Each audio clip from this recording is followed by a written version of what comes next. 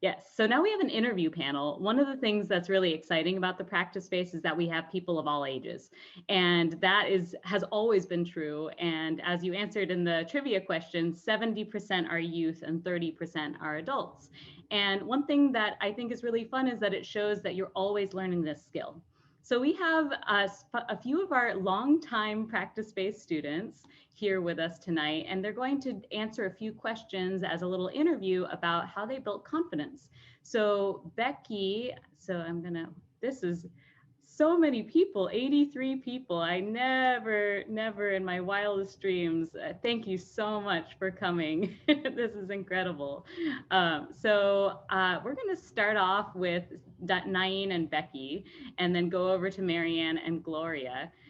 Nain and Becky are really wonderful supporters of the practice space. Becky was one of our first young speakers in the Young Speakers Club. She basically helped me found the club.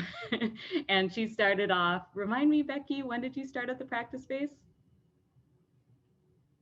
Oh, sorry. Let me allow you to speak. The summer of fourth grade. Summer fourth grade. How old are you now? I'm 11.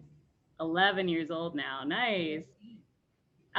So that is several years, 3 years, almost the entire life of the practice space.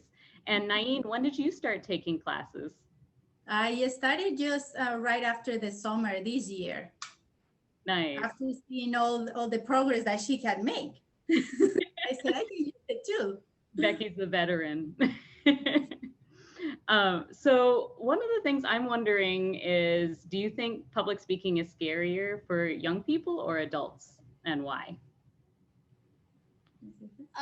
Well, I think it's scarier for kids because some kids can't take as much criticism or judgment as others can or as grown-ups can because they don't have as much experience with criticism or judgment.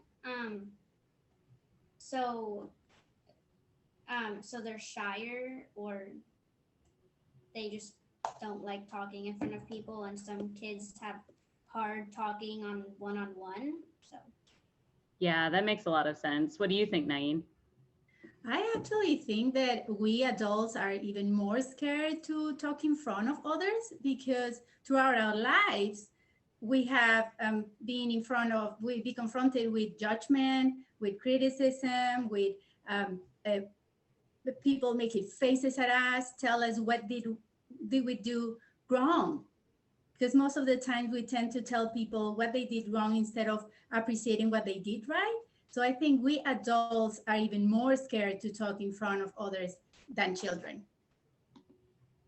Yes, thank you. I think I think that's really helpful for people to hear because I think oftentimes everybody's kind of pretending like they have it all together. And even, me, I've been doing public speaking for a long time, and that is definitely something that still scares me. Nain and Becky, I'm curious actually, why do you think public speaking is so scary for so many people? well, I think it's scary for so many people again because some people can't take criticism. Um, and it's also because it's like a lot of people are just staring them, and some people have like, I don't know, stage fright. And if they're like the one that everyone's focusing on, it just overwhelms them, and then they get really scared that they're gonna like mess up or something. Mhm. Yes. I also think it gets more scary as you get older. Not only because of what I mentioned, you have taken so much criticism and you have been judged so much, but also if you haven't gotten that nice experience, if you have already been afraid and then something else happened to you, it just creates an even a trauma on you that you don't want to say anything and you want to shut down. Yes, that is so true. Thank you for bringing that up. I think it lasts, it sticks with us for so long. So I'm going to come back to the two of you because you're such a great example of Becky here is the veteran out of the four that we're interviewing and bringing others along with her. So moving over to Marianne and Gloria temporarily, though. It's another mother-daughter pair here. So, Gloria, how do you do public speaking? What's your connection with the practice space? Oh, and yes, I will get the hang of this. There we go. Cool. I do speech and debate at El Cerrito High, so that's where Annmarie started out. I do oratorical interpretation. It's just an event that's more based in performances that have already been given, because speech like covers a really big variety of different events, different ways that you can speak. So there's events that are more based in like heavy acting, comedy, and then TED Talks, and also events that are written by whoever's giving them. So yeah, I do speech at El Cerrito High. I've been doing it for 3 years, since my freshman year. Yeah, that's how I'm connected to it. Yes, and Marianne, what have you done at the practice space? You've done plenty. Yeah, well, since I think this fall, when Annmarie started the educator coaching programs, I was very interested in it, and I enroll, and I also enroll in the classes for adults. Yeah.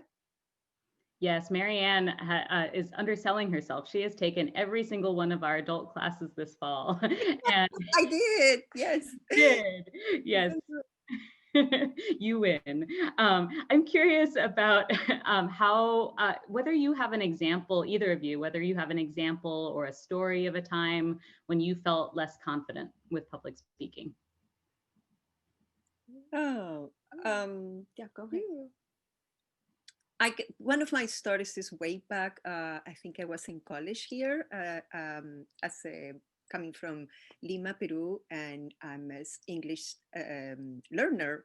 And I believe we can be a language lifelong learner. But anyway, I was new with English, and I had to do a presentation in one of the classes, and I literally froze. And the only thing I could do was read the paper. But it was paralyzing. Yes. Oh, yes. I mean, I think we always remember those times, that time of freezing and not knowing what to say. It's just, it just really sticks with you. And I'm curious for you, Gloria, you always seem so confident when you are speaking. From my angle anyway, do you have a story or an experience when you felt less confident? Probably like, I don't know, like no one from my childhood is here except my mom, but like probably like my entire life until I literally got to high school. And like middle school, so I was very shy as a kid. Like I was very much like, mom, order for me, like mom, whatever. And I also had like some weird experiences in like elementary school where my teacher would be like, do this problem, and then I'd be like, I did it, and he'd be like, this is everything that you did wrong. And it was like it was really hard. I was like 10. And then I got to middle school, and I was like, I have friends now. I have a teacher who's like letting me talk about Lord of the Flies, and it was great. And I still got a little bit nervous, and it was very like weird. I was like comfortable, but my voice would still shake, and everyone in my class was like, sure. And then I got to high school, and I joined speech and debate, and it was like not a choice. They were just like, yeah, you just go and do it, just go and talk, yeah. And then like I would go to speech rounds, and the way that they're set up is that like 5, 6, 7, 8 people like stare at you and don't like agree. They just kind of like for like 10 minutes while you go. And I was like, I guess I have to just go with it. And that's how we got here. I am so glad that you got there. I'm going to jump ahead just to some advice from any of you. I'm curious because there's so many places where there are very few places actually where mother and daughter can learn something together. And I'm curious, starting with you and then going back to Nain and Becky, whether you have any advice for other mothers and daughters out there who are trying to learn a skill together? Is it something that they should do? Is it something that is more fun than you'd expect, or any advice? Oh, you're on mute. Oh.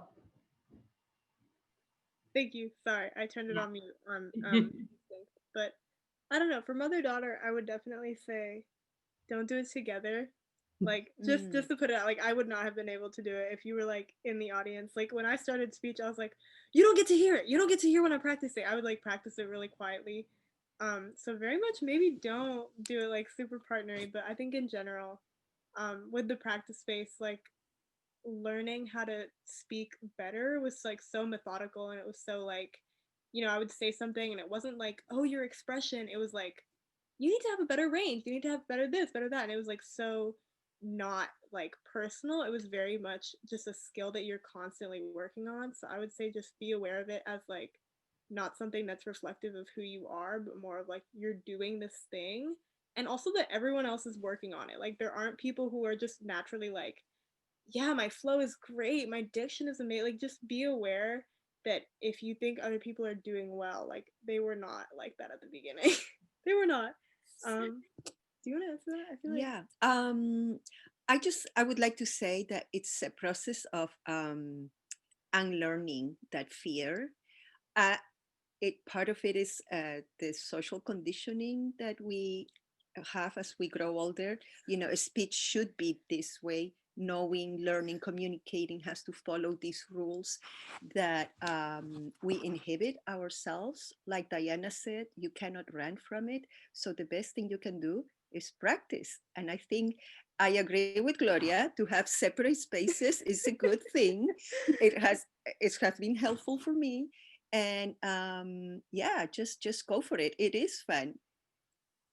it is fun. Thank you, Marianne and Gloria. Over to Nain and Becky. Um, is there advice that you have for anyone who's struggling with this? You want to start?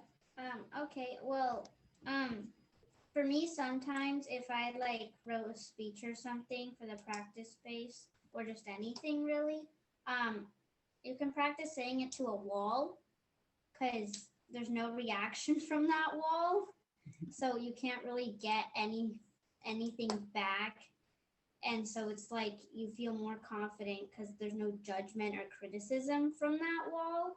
And then after you feel confident saying it to that wall, you say it to like your family or who's ever around you, and then you can do, and then if there's any feedback, say it to the wall again and go back, say it to people. And I will say that I will recommend to anybody at any age, and it doesn't matter what you do for work, you're going to need to speak in public at some point. If you're part of the PTA at your school and you want to advocate for your kids, you need those skills, because sometimes we do have a lot to say as parents, for example. And as Marianne was saying, when you're an immigrant, it also, you inhibit that because you don't have the right words, because you're not sure you're going to say it right. It's a big audience if you're in front of the board, for example, for schools. But if you want to advocate for your kids, it's important that you have some public speaking skills. If you want to interview for a new job, you need it to feel more relaxed, to feel more confident, and really show what you have to offer to the others. So I think everybody needs it. And I will highly recommend that you take classes. And so for some of us, might be easier to take it mother-daughter, and some of us might be like, no, you take your class and I take my class. And then we practice. And then I tell you, I know when I was taking my class, Becky will peek into it and she'll come and say, what are you doing now? Oh yeah, I did that too. So I highly recommend anybody to take public speaking classes, whether you're going to use them for work or not. At some point, even if you need to say something very important to your children, you'll need to practice it before and know exactly how to say it, in what words, what expressions to use if it's something very delicate, for example. Thank you so much to all of you, Nain, Becky, Marianne, and Gloria. And it's just, I think, a huge testament of the family environment that we really value here. The majority, actually, of our adult and youth students are women and people of color as well. And I think it's just a really great inclusive family.